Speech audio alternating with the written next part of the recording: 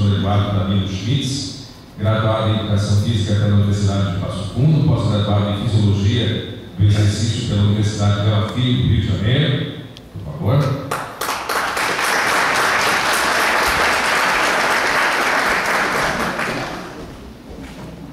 Mestre em Envelhecimento Humano pela Universidade de Passo Fundo, atualmente coordenador estadual do programa Acesso e Maturidade Ativa, onde supervisiona os facilitadores dos 51 grupos de convivência do SESC em todo o Rio Grande do Sul.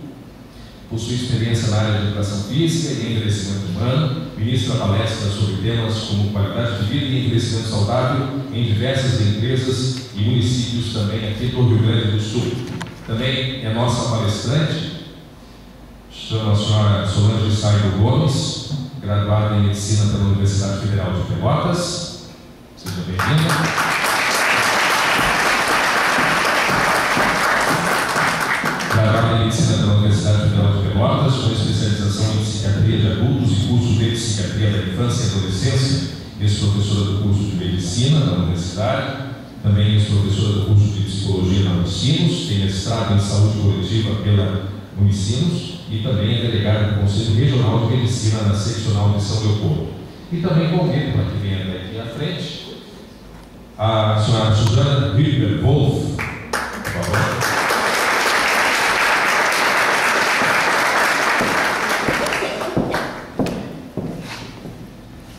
A professora Suzana Hübner-Wolf é graduada em Educação Física, com mestrado em Educação e doutorado em Ciências do Movimento Humano, professora da Unicinos, de graduação e também pós-graduação, coordenadora de grupos de pesquisa e do Programa de Ação Social Pro Maior da Unicinos, também coordenadora de especialização em Gerontologia Interventiva da Unicinos, consultora do Ministério do Esporte e conselheira do Conselho Municipal de Defesa dos Direitos dos Idosos aqui de São Leopoldo.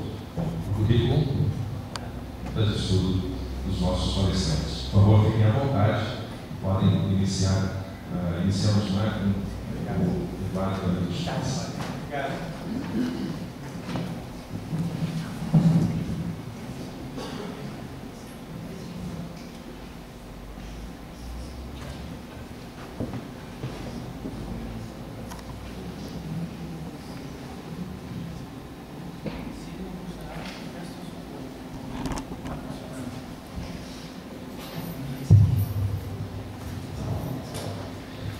Boa noite. Gente, um prazer estar com vocês aqui, uma satisfação estar aqui do lado da Solange, da Suzana. Muito bom ver vocês aqui nesse auditório para que a gente possa discutir um tema tão atual, tão relevante. E para que a gente possa discutir e conversar um pouco sobre família, idoso e sociedade, eu quero trazer aqui algumas questões atuais, alguns fenômenos contemporâneos que atravessam a família, atravessam a vida do idoso e, por consequência, também acabam trazendo impactos para toda a sociedade. Não poderia ser diferente. O primeiro fenômeno que eu gostaria de chamar a atenção, que está acontecendo, já está presente aos nossos olhos, a gente já escuta isso na mídia, na imprensa e em todos os espaços sociais, que a nossa sociedade está envelhecendo. Essa figura aqui mostra a pirâmide demográfica do Brasil de 1980. A gente observa aqui que na base da pirâmide, onde a gente tem a faixa etária mais jovem, a pirâmide ela é mais larga, né? Essa largura aqui ela representa a quantidade de pessoas por faixa etária. Então, lá em 1980, a condição era de que nós tínhamos mais crianças, mais jovens, e a parte superior da pirâmide ela era mais estreita, onde a gente tinha uma proporção de idosos menor. Passando para o ano 2000, a gente já observa que a base da pirâmide começa a se estreitar um pouquinho e a parte superior da pirâmide já começa a alargar e o fenômeno do envelhecimento humano já começa a chamar mais atenção. Hoje, em 2015, a nossa pirâmide populacional continua se alargando na parte superior e ela está se estreitando mais na sua base. Ou seja, aquilo que a gente já está ouvindo na TV, na imprensa, nos jornais, que a nossa população está envelhecendo. Os idosos representam hoje cerca de 11% da população brasileira e no Rio Grande do Sul estão representando aí cerca de 14% da população. As projeções indicam, gente, que essa realidade ainda vai aumentar. Essa tendência ela vai continuar. De modo que em 2040 a nossa pirâmide quase já não pode ser chamada de pirâmide, né? Quase uma pirâmide invertida já. A sua base vai estar mais estreita e a sua parte superior está se alargando. A gente consegue observar aqui também que, junto com o fenômeno do envelhecimento, também tem o fenômeno da feminização do envelhecimento. A gente tem um número de mulheres maior do que o número de homens. Isso acontece por conta de que as mulheres têm mais cuidados com a saúde, têm mais hábito de frequentar médico, por ocasião da menarca, da menopausa, da gestação. E homem, quando vai no médico, normalmente é a esposa que leva, Então o homem não tem muito hábito de frequentar o médico. Por consequência, as mulheres estão dando mais tempo. Também os homens, eles estão mais expostos a riscos, acidentes de trânsito e acidentes de trabalho. Então as mulheres acabam vivendo mais tempo. Bom, essa aqui é a pirâmide de 2040, Desculpem, essa aqui é 2015, atual, e essa aqui é de 2040, que está se estreitando na sua base. Gente, o envelhecimento humano ele tem uma relação direta com a expectativa de vida. Hoje a nossa expectativa de vida é muito maior do que a ano passado. Em 1940, para a gente ter uma ideia, a nossa expectativa de vida era de cerca de 45 anos. Hoje, com o avanço da medicina, da tecnologia, com a melhoria das condições de vida, do saneamento básico, a nossa expectativa de vida já chega a 74,9. E a perspectiva é que a nossa expectativa de vida ainda vai aumentar. Então isso tem uma relação direta. Ora, se as pessoas estão vivendo mais tempo, é natural que a gente perceba uma proporção maior de idosos na sociedade. Mas não é só isso. As mães também estão tendo menos filhos. As mulheres que tinham aí uma média de 6 filhos lá em 1940, hoje, 2015, está na faixa de 1,6, 2010 estava na faixa de 1,9. Então, se nós temos mulheres tendo menos filhos e as pessoas vivendo mais, é natural que tenhamos menos crianças e mais idosos. Essa proporção ela está se invertendo. Um outro fenômeno que chama a atenção, gente, além da transição demográfica, através da qual a gente vê que tem mais idosos e menos crianças, é um fenômeno chamado transição epidemiológica. Isso significa que hoje, a maneira como nós adoecemos e a maneira como nós morremos é diferente de como nós adoecíamos e morremos no passado. Se no passado as doenças infecciosas transmissíveis eram aquelas que nos faziam ficar doentes e morrer, hoje são as doenças crônicas. Aquelas doenças que nós ficamos 10, 20 anos doentes e sendo tratados, que acometem a população. A maior causa de mortes hoje no Brasil são as doenças cardiovasculares, que estão muito ligadas a um estilo de vida sedentário, a má alimentação, maus hábitos de vida. Então, a maneira como nós estamos hoje sendo acometidos na nossa saúde por doenças é diferente. E as doenças crônicas hoje são o grande vilão. Se no passado as doenças agudas, elas eram processos mais agudos, doenças infecciosas, hoje é um processo crônico que afeta principalmente a população idosa. Será que as pessoas, à medida que envelhecem e ficam mais vulneráveis a doenças crônicas, vão ter o apoio de outras gerações quando necessitarem? Tem um dado interessante que merece a nossa atenção, que é a razão de dependência, que mostra que nós teremos cada vez menos adultos e menos crianças para cada idoso. É um indicador que o IBGE chama de razão de dependência. Então isso também chama atenção porque parece que no futuro a tendência é a gente ter menos adultos e menos crianças para cada idoso.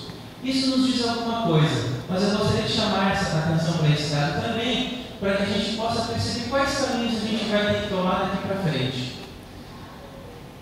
Tem um outro fenômeno também, gente, que eu quero chamar a atenção, que é o fenômeno de idosos morando sozinhos. Tem cada vez mais idosos morando sozinhos. Hoje já está em cerca de 14% no Brasil e é um indicador em crescimento. Se as pessoas estão vivendo mais tempo, elas ficam mais vulneráveis também a perder o seu cônjuge, a ter um afastamento dos familiares. Então também a gente observa esse fenômeno de idosos morando sozinhos. O que não significa necessariamente que são abandonados pela família. Muitas vezes é pela escolha do próprio idoso. Ora, se a gente tem essa realidade da população envelhecendo, a gente tem certamente muitos impactos na saúde da população, vai ter que se reorganizar para atender as demandas de uma população que está envelhecendo, está mais vulnerável às doenças crônicas. A gente vai ter impactos no nosso sistema econômico, que vai ter que se reorganizar também para poder fornecer as aposentadorias a quem essas pessoas fizeram jus e manter uma sustentabilidade equilibrada. A gente tem impacto no nosso sistema de transporte, que tem que se organizar, as empresas que têm que se adequar os seus produtos. Mas eu quero aqui, gente, tocar num ponto específico e refletir com vocês acerca de uma questão, que é a seguinte: qual que é o lugar do idoso hoje na família e na sociedade? O fato é que todas as fases da nossa vida, infância, adolescência, adulto, idoso, foram culturalmente construídas. Para cada uma dessas fases existe uma expectativa. A gente dá um lugar para cada uma dessas fases: o lugar da criança, o lugar do adolescente, o lugar do idoso, o lugar do adulto. Existe uma expectativa. Mas qual é o lugar do idoso hoje na família e na sociedade? Já que esse é o tema, já que a gente vê tantos fenômenos acontecendo ao mesmo tempo hoje, qual é o lugar dele? Vamos refletir sobre isso. A primeira coisa que chama atenção e que mostra a realidade é que, quando a gente fala de família, gente, a principal marca da família hoje é uma diversidade muito grande de relações. Hoje, nas famílias, a gente tem aquele modelo de família nuclear clássico, biparental, pai, mãe, filhos. É um modelo que não reflete a realidade de todas as famílias hoje. A gente tem uma diversidade muito grande que é produzida por um complexo de relações gerado por casamentos, divórcios, recasamentos. Tem muitas famílias hoje que a mãe, uma família monoparental, a mãe e o filho, uma mãe que acumula papéis de provedora, de cuidadora. A gente tem famílias de maneiras muito diferentes. Então, uma heterogeneidade muito grande da configuração dos arranjos familiares. Então, quando a gente fala em família, às vezes vem aquela imagem do pai e da mãe e dos filhos, mas na verdade a gente tem uma diversidade muito grande. E o idoso tem uma diversidade de posições que ele ocupa dentro das famílias também. Então, a gente tem famílias de idosos cuidando de idosos, a gente tem idosos que são chefes das famílias, a gente tem idosos dependentes que precisam da ajuda dos seus familiares. Também é muito diversificada a posição que o idoso ocupa dentro da família. E aí, se por muito tempo dentro da gerontologia a gente sempre pregou que o ideal é que o idoso possa envelhecer junto da sua família, hoje já existem alguns consensos que nos falam que nem sempre é assim. Nem sempre a família é o melhor lugar para a pessoa envelhecer. Porque a solidariedade entre as gerações não é algo pronto, é algo que se constrói ao longo do tempo. Se o contrato intergeracional informal, segundo o qual os pais cuidam dos filhos e depois esperam ser cuidados por eles, é afetado por uma série de condições econômicas, culturais, e nem sempre esse contrato é cumprido. A solidariedade é algo que é construído, não é algo pronto. E, portanto, o fato de os idosos viverem com os filhos nem sempre é garantia de respeito e prestígio. Se em algumas famílias a corresidência de idosos e seus filhos significa cuidado, carinho, a realidade mostra que em outras famílias significa maus tratos, violência, abandono. Isso é marca também da diversidade no Brasil. E algumas pesquisas também atuais mostram, gente, inclusive, que a segregação espacial do idoso pode favorecer a ampliação das suas relações, a ampliação das atividades que ele faz e pode significar também satisfação. Então, hoje se criam novas comunidades onde as pessoas redescobrem papéis sociais, onde as pessoas constroem relações de afeto, de troca. É lógico que eu não estou pegando aqui que viver na família é ruim. O fato é que existe uma diversidade. Muitas vezes o idoso é bom viver dentro da sua família, mas muitas vezes, e tem muitos idosos que escolhem morar sozinhos, e isso não significa também uma relação ruim, familiar. Muitas vezes o idoso é melhor ele morar sozinho e longe da família. E aí, já que existe essa diversidade, o que predomina? Qual que é o lugar do idoso na família? Olha só que interessante esses dados aqui da Secretaria de Direitos Humanos, que nos diz o seguinte: em 53% dos lares que têm idosos, eles são o chefe da família, eles são os principais provedores. Então, muitas vezes, aquela imagem que a gente tem do idoso vitimizado, do idoso fragilizado, não corresponde à realidade atual do Brasil, da maioria dos idosos. 53% são os principais provedores das suas famílias. É o que a gente assiste hoje. Muitas vezes o idoso cumprindo um papel importantíssimo na sua família, pagando faculdade para filhos, para netos, ou cuidando de netos enquanto o filho sai para trabalhar, cumprindo um papel social muito importante. 23% das pessoas com mais de 65 anos continuam trabalhando formalmente. E a maior parcela dos idosos ainda mantém boa autonomia e boa independência. Muitas vezes na presença de doenças crônicas, normalmente diabetes e hipertensão, mas ainda mantém boa autonomia e boa independência. Esses dados revelam que as pessoas mais velhas, mesmo com vulnerabilidades, no Brasil hoje o idoso cumpre um papel social importantíssimo dentro das famílias, economicamente, na educação dos filhos e netos, cumpre um papel muito importante. Agora, gente, será que os idosos são reconhecidos por esse papel que eles estão cumprindo dentro da família e da sociedade? Será que eles são reconhecidos? Qual será que é a imagem que nós temos de idoso no Brasil? Qual que é o imaginário social, a representação social do idoso? O Portal do Envelhecimento fez essa pergunta em 2005. Qual que é a imagem do velho que a sociedade brasileira está criando? As respostas foram as seguintes: 45% das respostas disseram que ser velho é ser um peso a ser carregado. 12% falaram que ser velho é ser improdutivo. E 7% falaram que ser velho é sinônimo de doença. Esses dados preocuparam. Por quê? Primeiro porque não é realidade, né? Mas mostraram uma imagem de idoso, de velho, mais negativa do que positiva. Preconceitos que nascem de uma imagem distorcida de idoso. Ora, se o idoso cumpre um papel tão importante, por que as pessoas têm essa imagem negativa da velhice?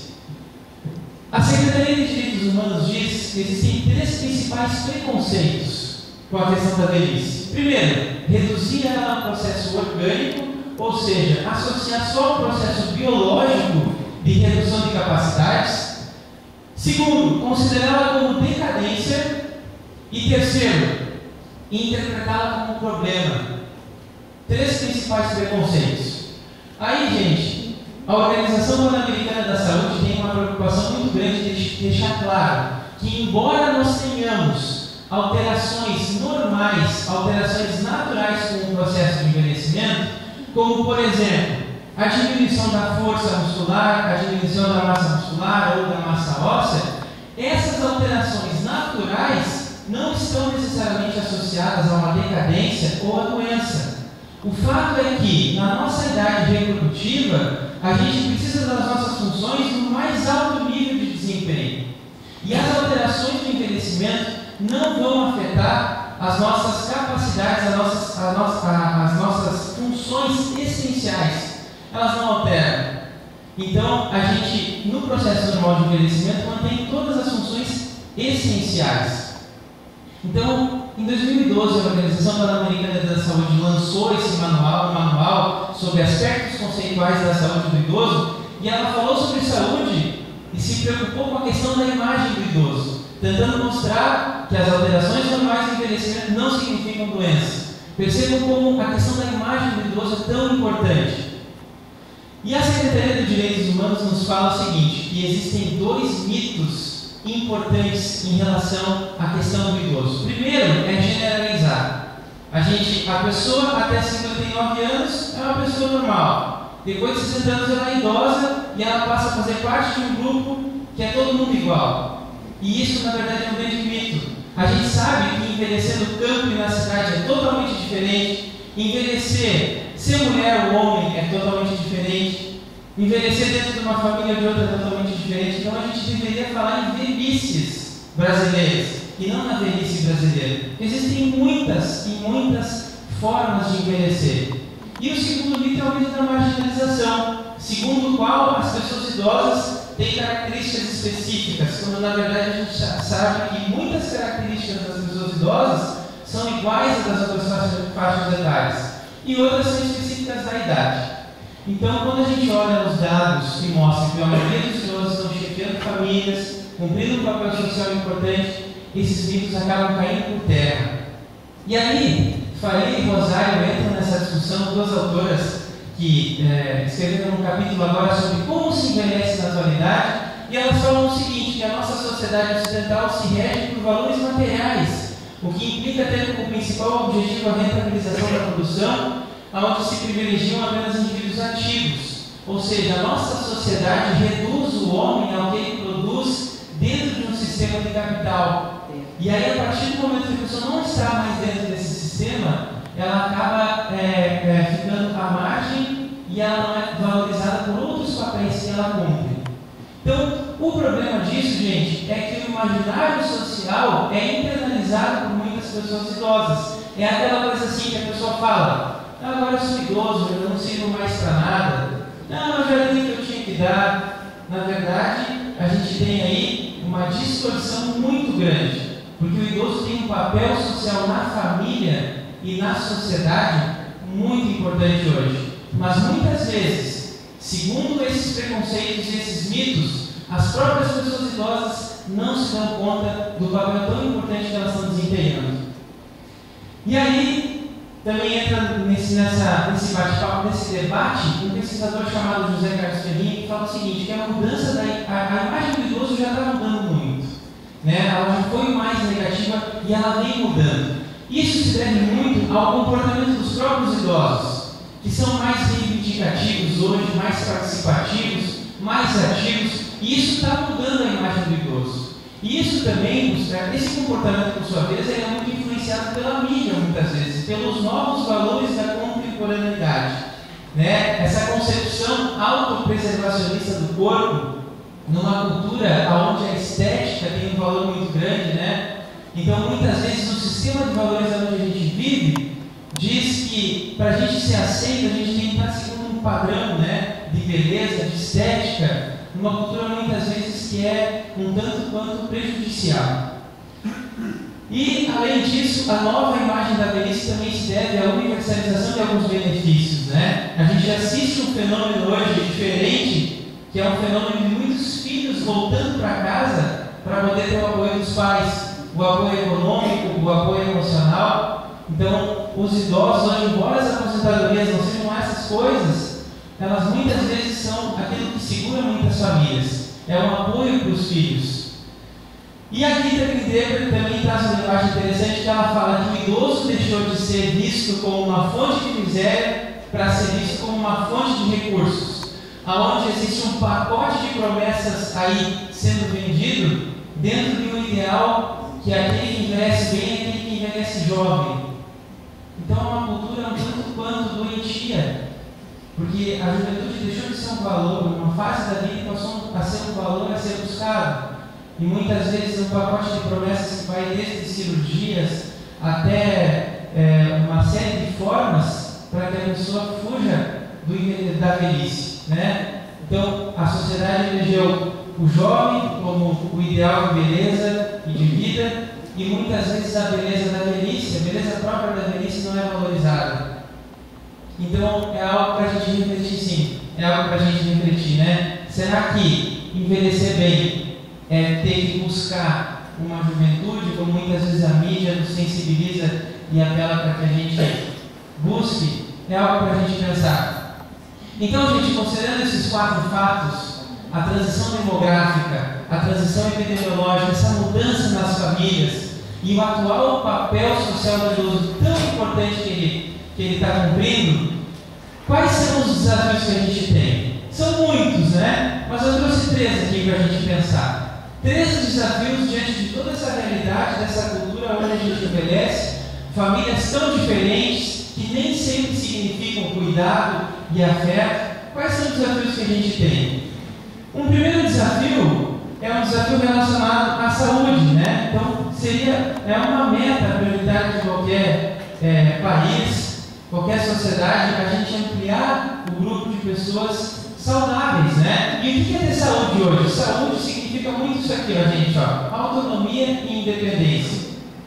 A autonomia, o conceito de autonomia está ligado à nossa capacidade de decisão e comando sobre as nossas ações, estabelecendo e seguindo as próprias regras. E independência significa a capacidade da gente realizar algo pelos próprios meios. Então hoje o que a OPAS fala é que mesmo na presença de alguma doença crônica, se o idoso tiver boa autonomia e boa independência, ele vai estar com uma saúde legal, para que ele possa cuidar de si e da própria vida. E aí isso se desdobra, eu não vou entrar em detalhes aqui, mas basicamente a autonomia ela é composta por cognição e humor. A cognição tem a ver com a nossa capacidade de decisão. Para isso é importante a gente ter memória, bom raciocínio e lucidez. E aí entra a importância da gente ter hábitos saudáveis, leitura, novos aprendizados.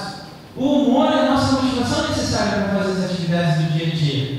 A independência é composta por mobilidade e comunicação. A mobilidade tem relação com a minha capacidade de me deslocar no meio que eu vivo, a capacidade de manipular os objetos do meio que eu vivo. A mobilidade é importante e a comunicação tem a ver com o estabelecimento de uma relação produtiva com o meio que eu vivo. Então, isso aqui, a saúde do idoso se traduz mais por isso aqui hoje do que pela presença ou ausência de doenças. E para que a gente precisa ter isso? Para fazer as atividades da vida diária. Todas aquelas atividades que eu faço todo dia, que a OPAS classifica em básicas, instrumentais e avançadas, que vão desde eu escovar os dentes e comer, até eu trabalhar, ir num grupo de câmbio, de canastra, de maturidade ativa. Eu ser capaz de fazer as atividades da vida diária. Esse, sem dúvida, é um dos caminhos, gente. É um dos desafios que a gente tem. Um segundo desafio é a gente ter ações de educação e gerontologia. Educação para que os idosos entendam melhor o processo de envelhecimento e possam se cuidar. É importante o autocuidado, a gente se cuidar. Segundo, educação dos profissionais, para que os profissionais atendam melhor os idosos, para que os profissionais possam conhecer também melhor o processo de envelhecimento e tratar melhor os idosos. E terceiro, educação de toda a sociedade, para que todos nós possamos nos preparar para o processo de envelhecimento. E terceiro, sem dúvida nenhuma, que a gente possa praticar políticas que sejam capazes de planejar o envelhecimento populacional. Então, me parece que são três desafios importantes que a gente tem diante do cenário e todos os acontecimentos contemporâneos que a gente está assistindo. Agradeço muito a atenção de